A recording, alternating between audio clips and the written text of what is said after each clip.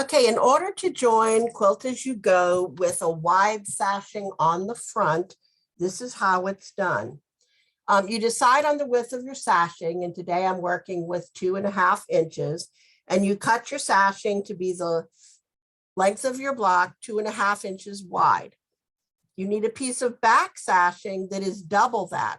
So this one was cut to 5 inches, and then you fold it and iron it so you have a raw edge and a folded edge. And then you take your quilt piece, the first one, and you line it up.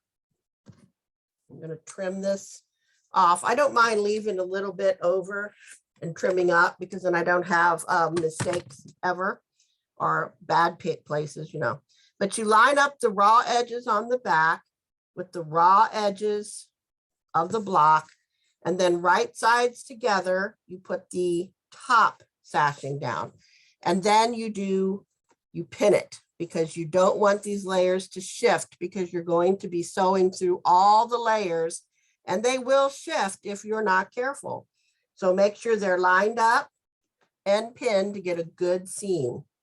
Then you're going to go to your sewing machine and sew a 1/4 inch seam all along this raw edge. When you're done, we'll flip this over, you have this, and you go to your ironing board and press out. Never forget to press out because you want to make sure it's nice and flat and ready to go to the next step. So once I have this part done, now it's time. I'm going to do this piece again.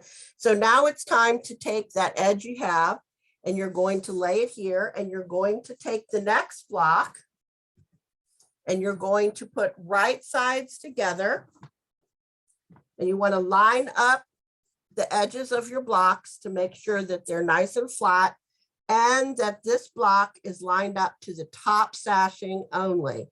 And once again, you want to pin it because you don't want this to be shifting around as you're sewing. You're going to pin all the way down, and you're going to sew a 1/4 inch seam. I generally sew from this side though, instead of the other side. So I line it up, make sure it's all lined up. In fact, I'll move my pin. And I'm going to pin all the way down and sew a 1/4 inch seam again. When I'm done, it's going to look like this. Now on the front, I have a plain piece of seaming or sashing, and on the back, you can see where I've sewn both pieces.